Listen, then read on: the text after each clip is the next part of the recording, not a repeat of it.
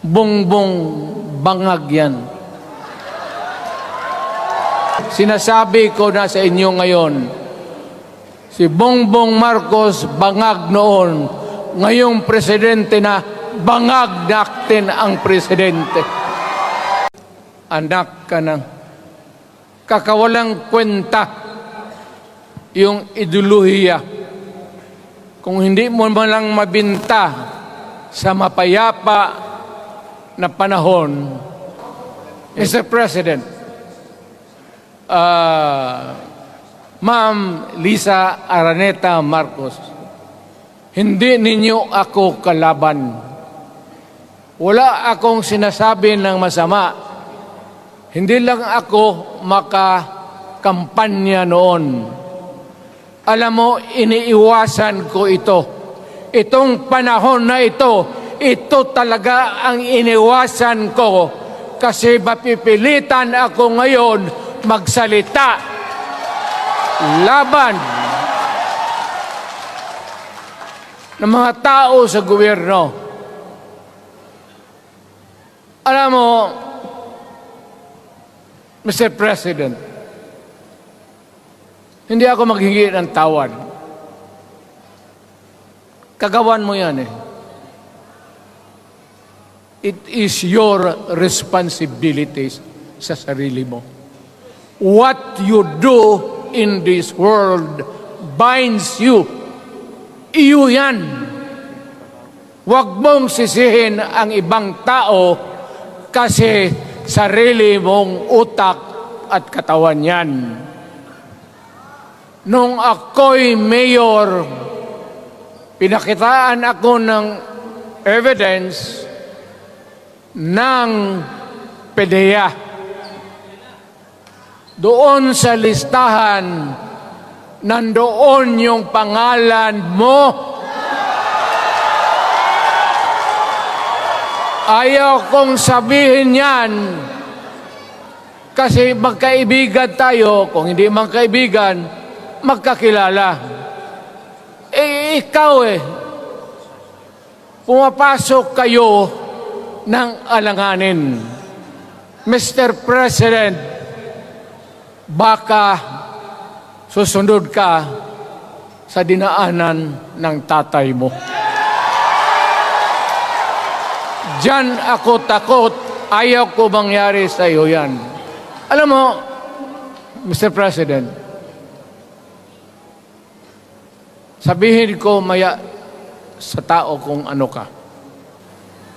Alam mo, sa umpisa pa lang, nagdududa na ako. Alam ninyo,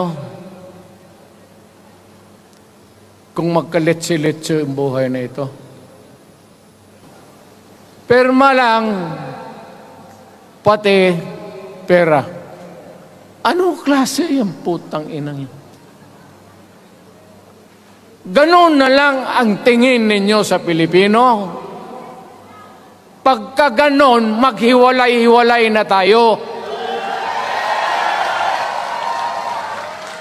Kayong taga Luzon, pumunta na yan sa Mindanao, mag-declare na lang tayo ng independence separate. Bakit binababoy ninyo ang bayan natin? Ako naging presidente. Ako naging mayor. Ako naging congressman. Ang sinasabi ko sa inyo, putang ina. Hindi ako mapayag ng ganon. Nakapag-aral ako, hindi naman ako ignorante. Ang malas ng Pilipinas, every president, almost all, pag pinilit mo ito, lalabas ka ng Malacanang kagaya noong panahon na pinalayas kayo. Kung hindi na talaga ito mapigilan, wala kayong prinsipyo, bukang pera kayo lahat. Yan ang totoo. Kaya magdasal lang kayo. If by the grace of God, mabalik ako,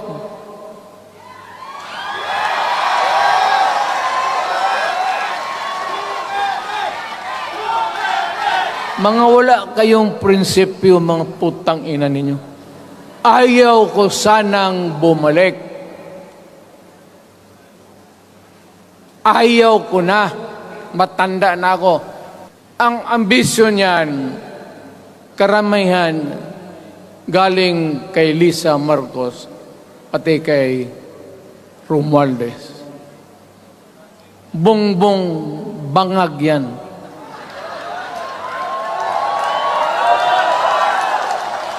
That's why sinasabi ko na sa inyo ngayon, si Bongbong Marcos bangag noon, ngayong presidente na, bangag natin ang presidente. Kayong mga military, alam ninyo yan. Lalo na yung nasa Malacanang. Alam ninyo. The Armed Forces of the Philippines, alam ninyo.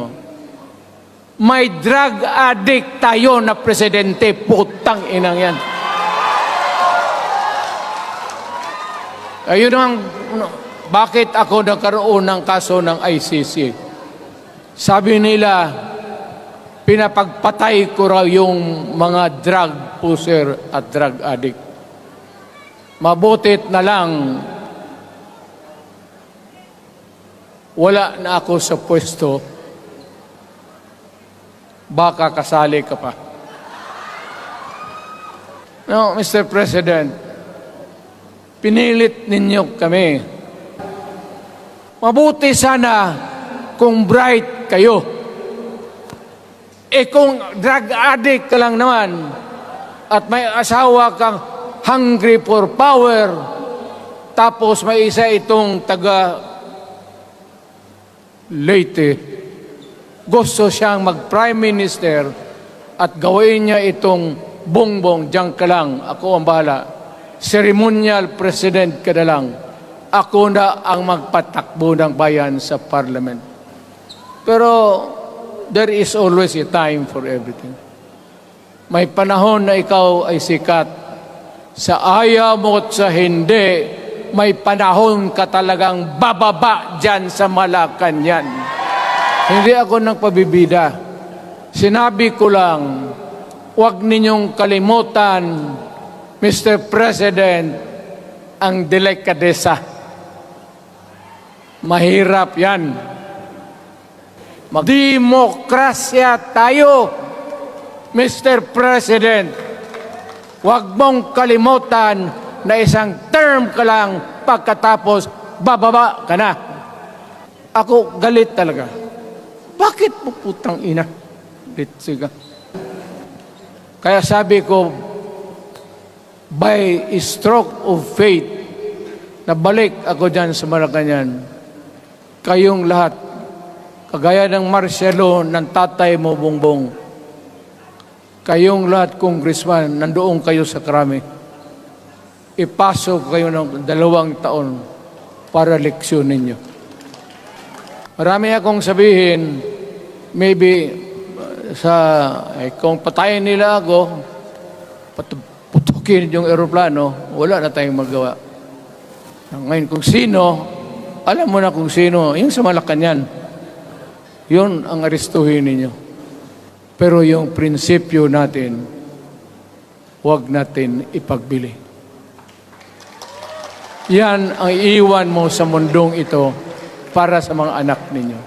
As a matter of principle, prinsipyo sa tao. Maraming salamat po.